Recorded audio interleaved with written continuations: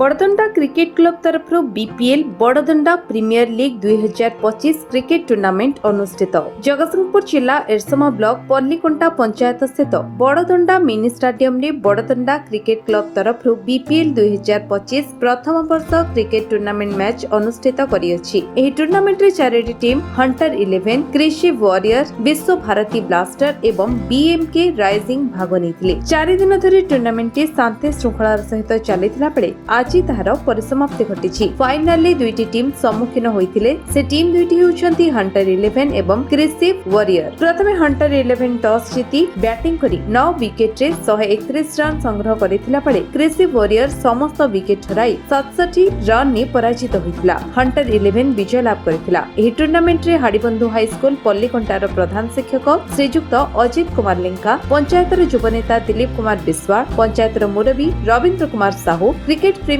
तथा पंचायतर मुरबी सरोज कुमार मुदुली, नरेंद्र कुमार महांतीक सहित पल्लीकंटा पंचायतर सरपंच प्रतिनिधि संजय कुमार स्वाई ओरफ हटा बाबू प्रमुख अतिथि जोगदे खेलाड़ी मानक उत्साहित करने सहित पुरस्कृत करथिले। आगामी वर्ष किपरि एही स्टेडियम टी उन्नततर हेबो सेथिपई सरपंच प्रतिनिधि हटा बाबू प्रतिश्रुति दैथिले। एही मैच स्पॉन्सर करथिले सानवी रेस्टोरेंट, मो cycle, Manjula video, BMK playout and workshop, Sai variety store and gift, Shri sport, Bajrang video, MS Arup, Samantaray mobile, Nilakantheswar flex, aqua active, Shraddha jewellery, मां Sarala variety store, Ayush variety store, Mahavir CCTV and solution. आज जो पल्लीकंटा पंचायत रे बड़दंडा प्रीमियर लीग जो आरंभ होईची छोट पिलांक द्वारा निश्चित भाव में यह खाली खेल क्षेत्र में नुहे खेलिकी अनेक खेल तो प्रतिभा प्रदर्शन करिसेंती खेलाड़ी माने एवं 4टी दल एथिरे अंशग्रहण करथिले।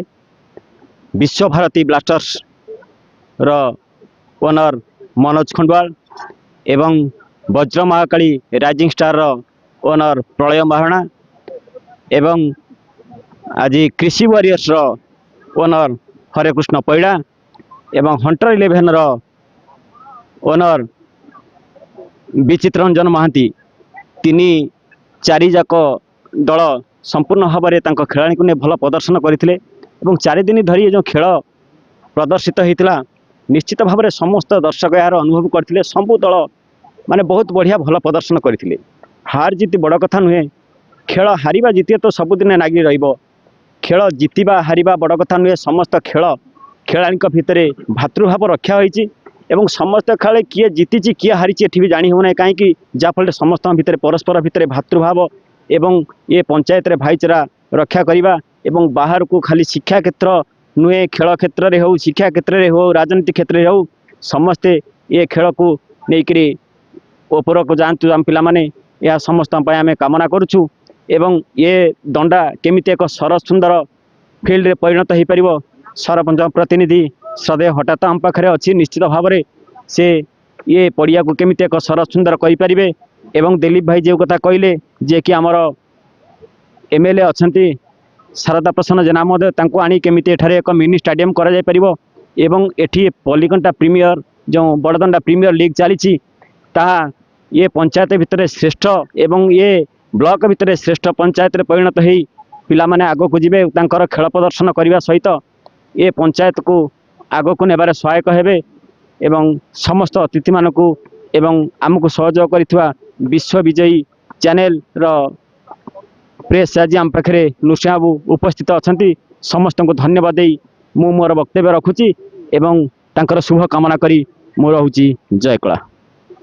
आज बड़दंडा प्रीमियर लीग रो उद्यापन दिवस रे जो आयोजित होइथिबा क्रिकेट टूर्नामेंट आज उद्यापित हो जाइए। तेणु ए समस्त अतिथिवृंद को मोर नमस्कार, मो पिला मानक मोर शुभेच्छा। तेणु पिला माने बहुत परिश्रम करी आज बड़दंडा प्रीमियर लीग को शेष खेल 4 दिन लगी खेल करी आज शेष कर कृतज्ञता ज्ञापन करुच्ची। जहा हूँ आज मो पंचायत रे पिला माने प्रथम वर्ष ए प्रीमियर बड़दंडा प्रीमियर लीग कले। तेणु से मत जन मुझे तुमर जहाँ दरकार ଯାହା ବି ସବୁ ସାହାଯ୍ୟ ଦରକାର ମୁଁ କରିବି, ତେଣୁ ମୁଁ ବି କଲି। ତେଣୁ ପିଲାମାନେ ବହୁତ ପରିଶ୍ରମ କରିକି ଏ ଫିଲ୍ଡଟାକୁ ତିଆରି କରିଛନ୍ତି।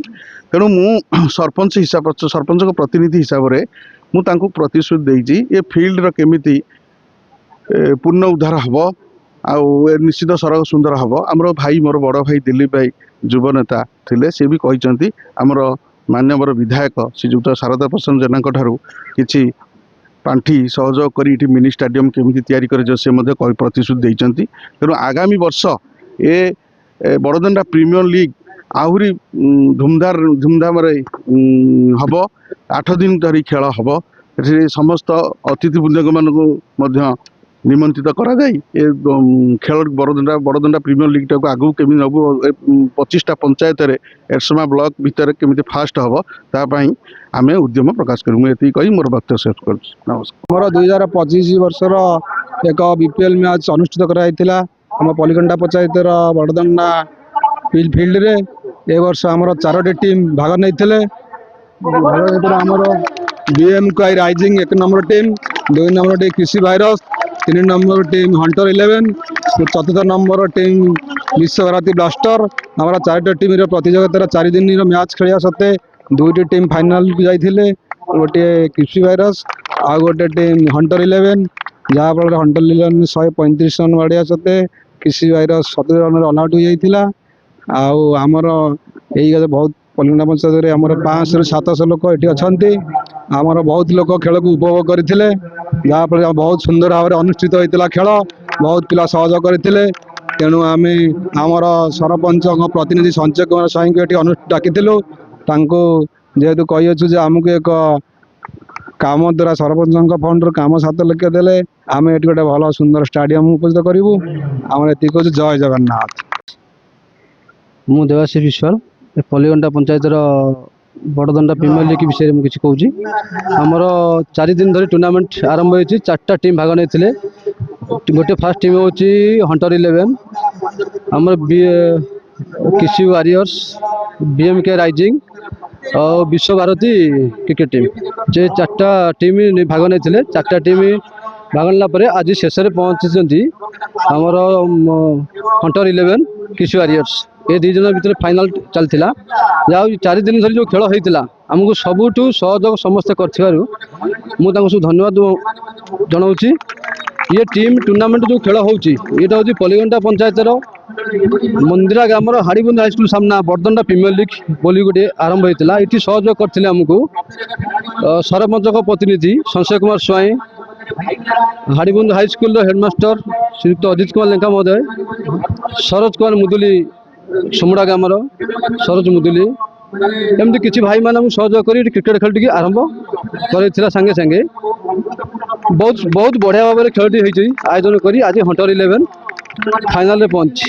ଫାଇନାଲରେ ହଣ୍ଟର 11 ୱିନ୍ କରିଛି।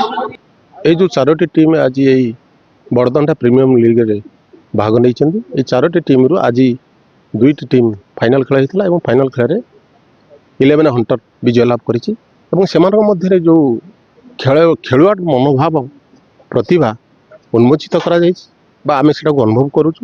ଏବଂ ତାଙ୍କର ଏଇଭଳି ବିଜୟ ଧାରା ସବୁଦିନ ପାଇଁ ବା ଆଗାମୀ ଦିନ ପାଇଁ ରହୁ ଏବଂ ସେମାନେ ଖେଳ ପ୍ରତି ସଜାଗ ରୁହନ୍ତୁ ଏବଂ ଖେଳ ପ୍ରତି କରି ତାଙ୍କର ଶାରୀରିକ ମାନସିକ ବିକାଶ ଦିଗରେ ଅଗ୍ରସର ହୁଅନ୍ତୁ। ମୋର ଏତିକି ତାଙ୍କ ପାଇଁ ଶୁଭକାମନା। ଜଗତସିଂହପୁର ଏରସମା ରିପୋର୍ଟ, ବିଶ୍ୱ ନ୍ୟୁଜ ଓଡ଼ିଶା।